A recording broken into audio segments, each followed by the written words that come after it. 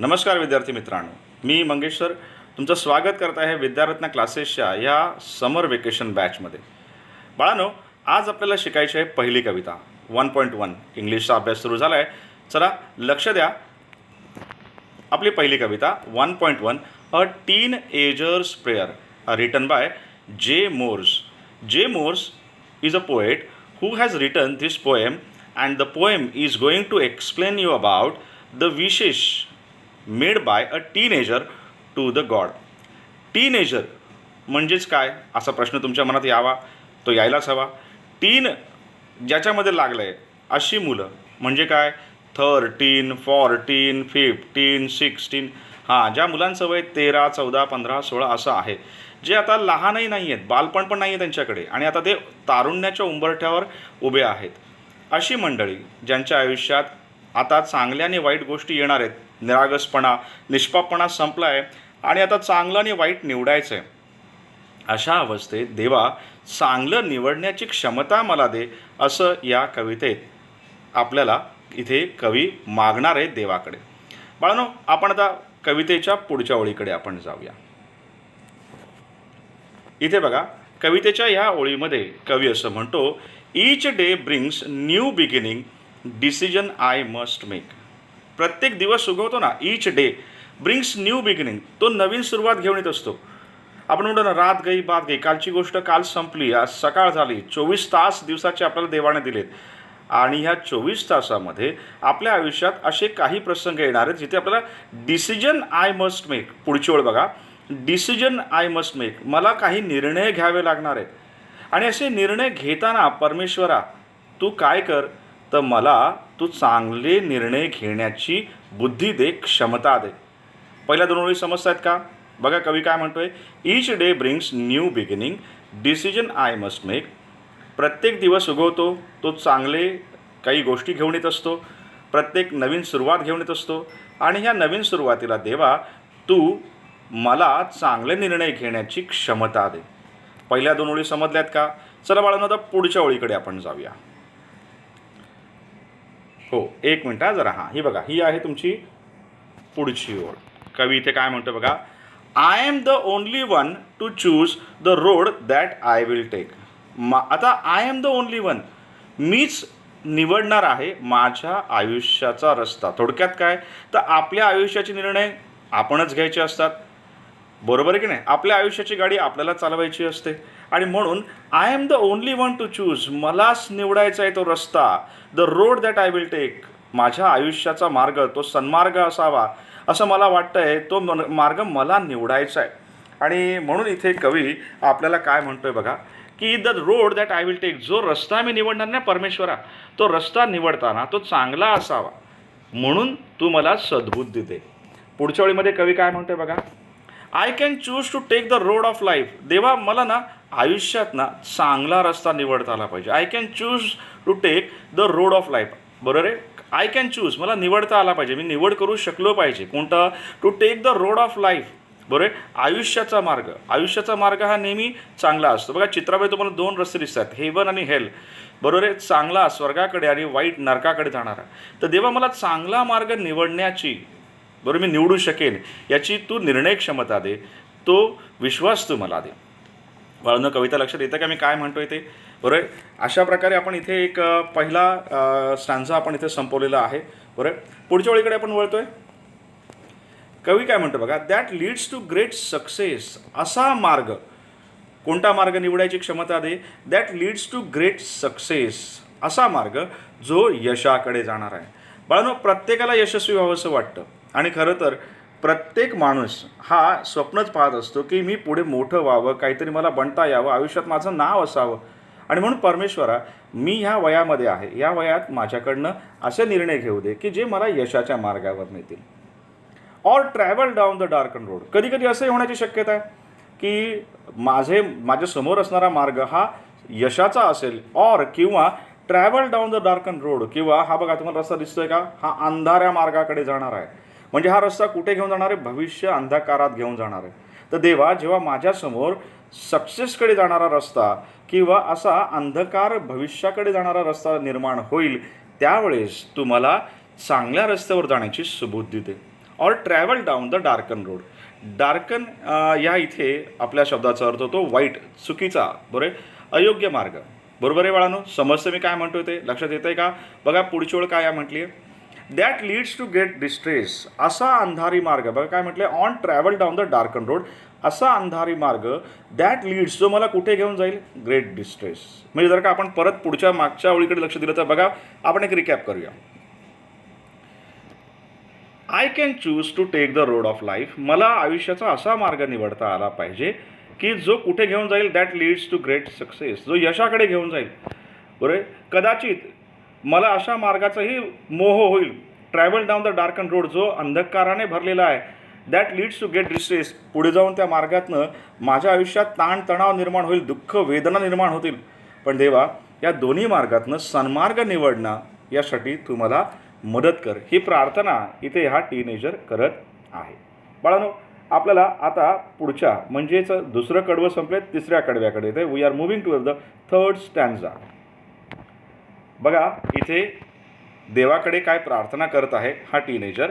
Please open up my eyes dear lord. हे देवा, माझे डोळे उघड. डोळे उघड म्हणजे काय? डोळे सगळ्यांचेच उघडे असतात. अहो, डोळे उघड या शब्दाचा अर्थ होतो की चांगल्याची आणि वाईटाची मला जाणीव करू दे. बऱ्याच वेळा असं होतं की चांगलं आपल्यासमोर असतं, पण तो मार्ग हा थोडासा कडू आणि कठोर असतो. वाईटाचा मार्ग चांगला वाटत असतो कारण तो सोपा असतो. पण देवा, अशा वेळेस मला ते सारासार विचार दे की मी चांगलं निवडता आलं पाहिजे. म्हणून please open up my eyes dear lord. देवा, माझे डोळे असे खणखणीत उघड, असं अंजन घाल की मला चांगलं दिसलं पाहिजे, मी चांगल्याचा मार्ग निवडला पाहिजे. That I might clearly see. आता म्हटलं ना मी, देवा मला माझे डोळे का उघड, मला ना अशा मी जेव्हा अशा ठिकाणी उभा राहीन की मला चांगलं आणि वाईट यातनं निवडायचं आहे, that I might clearly see, मला स्पष्ट दिसलं पाहिजे, मला माझं उज्ज्वल भवितव्य लक्षात आलं पाहिजे, त्यासाठी मला जे परिश्रम करायचे आहेत त्याची जाण मला असली पाहिजे. That I might clearly see, मला ते स्पष्ट दिसलं पाहिजे. Bring out the best in me. मला असा मार्ग निवडायला मदत कर देवा, जो bring out the best in me, जो माझ्यातलं सर्वोत्तम पुढे घेऊन येईल. बघा बाळांनो, कसं आहे ना, हे युग जे आहे ना हे कष्टाचं आहे. जो कष्ट घेणार, जो स्वतःतलं बेस्ट इथे ओतणार, तोच पुढे असणार. मग तुम्हाला ऑलिम्पिकच्या रेसमध्ये धावणारी हिमा दास असेल की शतकांचा वीर सचिन तेंडुलकर असेल किंवा आणखीन कुठल्याही क्षेत्रात पुढे असणारी व्यक्ती दिसेल, त्यांनी आपलं बेस्ट दिलं आहे, म्हणून त्या बेस्टमुळे ते आज जगावर राज्य करत आहेत. आणि म्हणून इथे कवी पण तेच म्हणतोय की देवा, मला माझे डोळे असे उघड की मला जगासमोर माझं सर्वोत्तम मांडता येईल, मला यशाच्या मार्गावर जाता येईल. बाळांनो, कळते ना ही कविता? समजताना मी काय म्हणतोय ते? चला पुढच्या ओळीकडे जाऊया आपण. Help me stand for what is right. देवा, मला तू खरं तर एक निश्चित ठाम भूमिका घेण्यास मदत कर.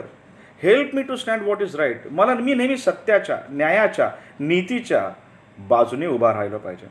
मी नेहमीच जे योग्य आहे त्याची निवड करू शकलो पाहिजे. आणि म्हणून देवा, हे सगळं करण्यासाठी तू मला मदत कर. हेल्प मी, मला मदत कर. व्हॉट इज राईट, जे चांगलं आहे, जे सत्य आहे, जे योग्य आहे, जे नीतीने वागणारं आहे, अशी गोष्ट निवडण्यासाठी देवा तू मला मदत कर. बाळांनो, कळतंय ना?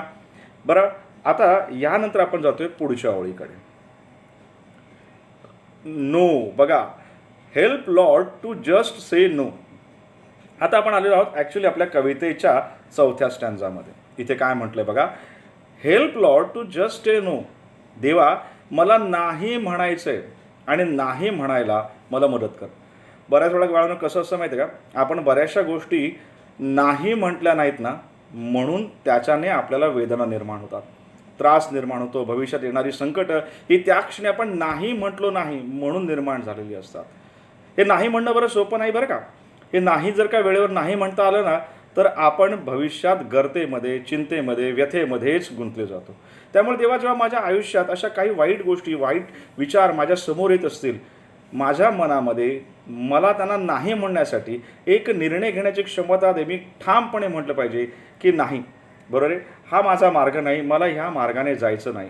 Help lord to just say no. पण तुम्हाला दिसतं आजचं जग हे तरुणपणाचं, तुम्हाला माहिती आहे की अनेक मोह, अनेक गोष्टी आपल्याला खुणावतात. मग ते मोबाईल असो, आपले मित्रमैत्रिणी असोत, वाईट काही संगती असोत.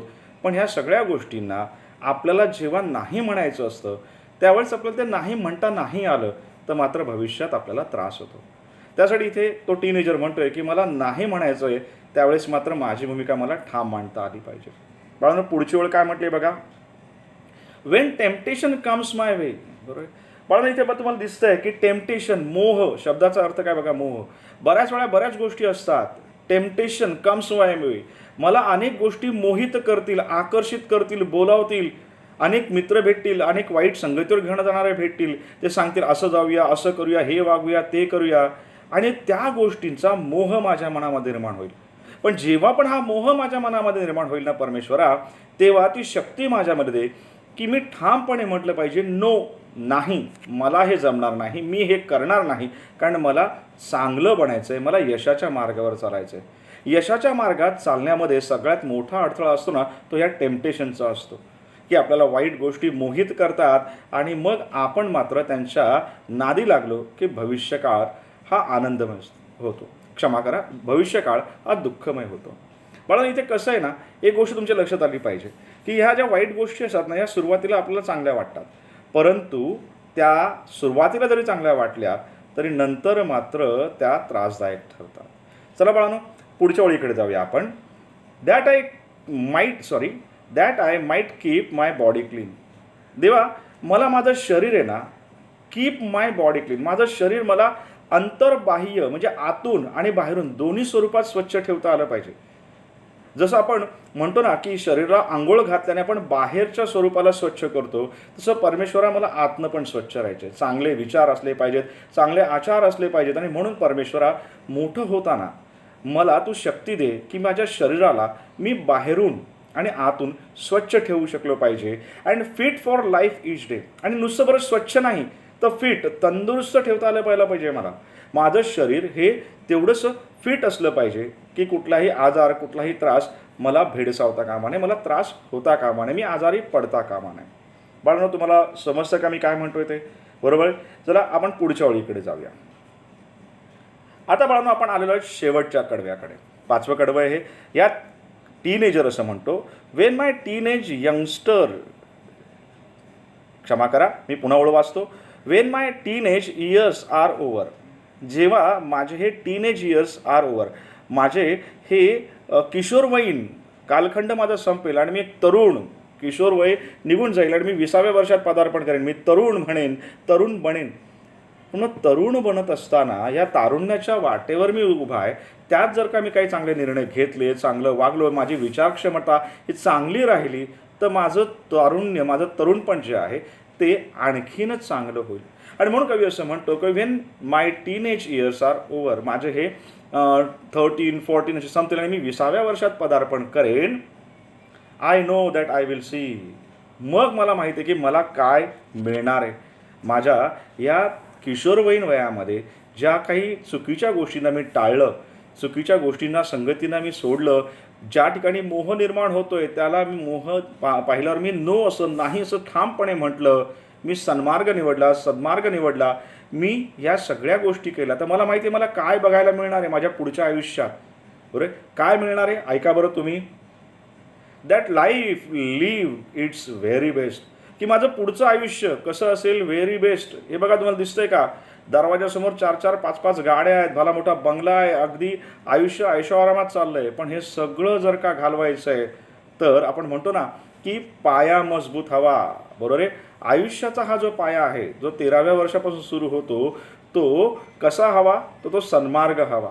आणि म्हणून तर बघा ना की तुम्हाला असं दिसत असेल की जगावर ज्यांनी राज्य केलं आहे, मग ते लेजेंड असो, क्रिकेटमधला असो की साहित्यातला असो, अध्यात्म असलो की संत ज्ञानेश्वर असो, सचिन तेंडुलकर असो किंवा आणखीन बरेचसे शास्त्रज्ञ असो, वयाच्या 16व्या-17व्या वर्षी ह्या मंडळींनी आयुष्यातल्या चांगल्या गोष्टीला स्वीकारलं आणि म्हणून आज त्यांचं नाव जगामध्ये घेतलं जातं. तर मला तेच आहे की आपलं भविष्य जर का चांगलं निर्माण करायचं आहे तर ह्या वयामध्ये आपल्याला थोडंसं लक्ष द्यायचं आहे. आता येतोय आपण आपल्या शेवटच्या ओळीकडे. With you walking next to me. आणि देवा परमेश्वरा, ह्या गोष्टी मला लक्षात येत आहेत की मी सगळं हे सगळे करेन, तारुण्यात मला या सगळ्या गोष्टी मिळतील. आणि महत्त्वाची गोष्ट असेल, जरी या गोष्टी मला मिळतील, with you walking next to me, तुझी साथ संगत मी सोडणार नाही. बरोबर. तू आमचा पिता आहेस, या पृथ्वीचा पालन करतायस, तुझ्या संगतीने, तुझ्या विचाराने, तुझा हात हातात घेऊन, तुझे विचार मनात घेऊन मी तुझ्यासोबत चालत राहीन. विद्यार्थी मित्रांनो, आज आपण ही कविता बघितली. या कवितेत टीनेजर्स आपलं मत मांडतोय. भेटूया असंच पुन्हा एकदा पुढच्या अभ्यासाच्या बाबतीमध्ये.